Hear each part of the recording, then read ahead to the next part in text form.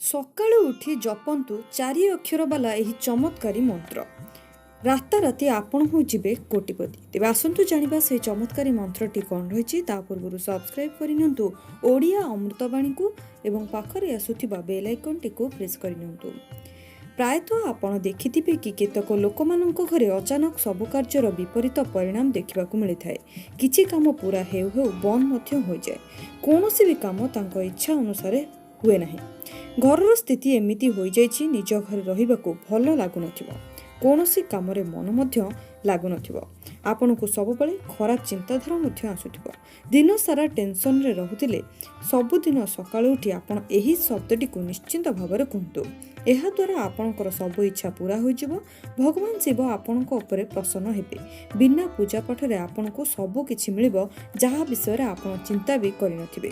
ଯଦି ଆପଣ ନିଜ ଘରର ଛୋଟ ପିଲାଙ୍କୁ ଏହା କରିବାକୁ କହିବେ, ଏହାଦ୍ୱାରା ଆପଣଙ୍କର ମାନସିକ ରୂପରେ ମଧ୍ୟ ବିକାଶ ହୋଇପାରିବ। ଘରର ମହିଳାମାନେ ବି ଏହି ଉପାୟକୁ ନିଶ୍ଚିନ୍ତ ରୂପରେ କରନ୍ତୁ। ଏଥିପାଇଁ କେବଳ ସକାଳୁ ସକାଳୁ ଏହି ଶବ୍ଦ କହିବାର ଅଛି। ଏଥିପାଇଁ ଆପଣଙ୍କୁ ଗାଧୋଇବାକୁ ମଧ୍ୟ ପଡ଼ିବ ନାହିଁ। ଘରର ମହିଳାମାନେ ଯଦି ଏହି ଶବ୍ଦ କହୁଛନ୍ତି, ତେବେ ଆପଣଙ୍କର ସର୍ବଗୁଣ ସମ୍ପନ୍ନ ସନ୍ତାନ ମଧ୍ୟ ଜନ୍ମ ହେବ, ଯିଏକି ଘର ପାଇଁ ଭାଗ୍ୟଶାଳୀ ପ୍ରମାଣିତ ହେବ। ଆପଣଙ୍କ ବୈବାହିକ ଜୀବନ ବି ବହୁତ ଭଲ ହୋଇଯିବ। ଏତେ ଶୁଭ ଫଳ ମିଳିବ, ଯାହା ବିଷୟରେ ଆପଣ କଳ୍ପନା ବି କରିନଥିବେ। ସେହିଭଳି ବୟସ୍କ ଲୋକମାନେ ନିଜର ଦୀର୍ଘାୟୁ ଓ ଭଲ ସ୍ୱାସ୍ଥ୍ୟ ପାଇଁ ଏବଂ ବେପାରୀମାନେ ନିଜର ବେପାରକୁ ବୃଦ୍ଧି କରିବା ପାଇଁ ଏହି ଉପାୟ କରିପାରିବେ। ଏହି ଶବ୍ଦକୁ କହିବା ଦ୍ୱାରା ଆପଣଙ୍କୁ ଭଗବାନ ଶିବଙ୍କର କୃପା ଅବଶ୍ୟ ମିଳିବ। ଏହିଭଳି କରିବା ଦ୍ୱାରା ଆପଣଙ୍କ ଜୀବନରେ ସମସ୍ତ ପ୍ରକାର ସଫଳତା ମଧ୍ୟ ମିଳିବ। ଆପଣଙ୍କୁ କେବଳ ଏତିକି କରିବାକୁ ପଡ଼ିବ କି ସକାଳୁ ଉଠି ପ୍ରଥମେ ଦେବତାମାନଙ୍କର ଧ୍ୟାନ କରିବା ଉଚିତ। ଆପଣ ନିଜର ଦିନର ଆରମ୍ଭ ଦେବତାଙ୍କ ପୂଜାଠାରୁ ଆରମ୍ଭ କରନ୍ତୁ, ଯାହାଦ୍ୱାରା ଆପଣଙ୍କୁ ସଠିକ୍ ଓ ଶୁଭ ଫଳ ମିଳିବ। ଆପଣ ସକାଳୁ ଉଠି 2 ହାତ ଯୋଡ଼ି ଏହି 2 ଶବ୍ଦ କୁହନ୍ତୁ। ତାହା କିଛି ଏହିଭଳି ରହିଛି: ଓମ୍ ଜୁଂ ସ। ଏହା ଲହୁ ମୃତ୍ୟୁଞ୍ଜୟ ମନ୍ତ୍ର ଅଟେ।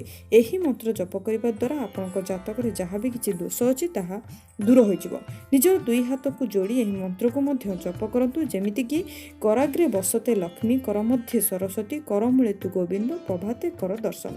ଆପଣ ଯେକୌଣସି ମନ୍ତ୍ର ମଧ୍ୟରୁ ଗୋଟିଏ ମନ୍ତ୍ରକୁ ଜପ କରିପାରିବେ କିମ୍ବା 2ଟି ଯାକ ମନ୍ତ୍ର ମଧ୍ୟ ଜପ କରିପାରିବେ।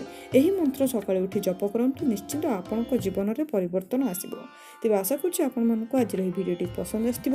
ଆଗକୁ ଏହିଭଳି ଆଧ୍ୟାତ୍ମିକ ଭିଡ଼ିଓ ଦେଖିବା ପାଇଁ ଚାହୁଁଥିଲେ ସବସ୍କ୍ରାଇବ୍ କରନ୍ତୁ ଓଡ଼ିଆ ଅମୃତବାଣୀକୁ। ଭିଡ଼ିଓକୁ ଲାଇକ୍ ସେୟାର କରନ୍ତୁ। ସେ ପର୍ଯ୍ୟନ୍ତ ମୁଁ ରହିଲି, ନମସ୍କାର।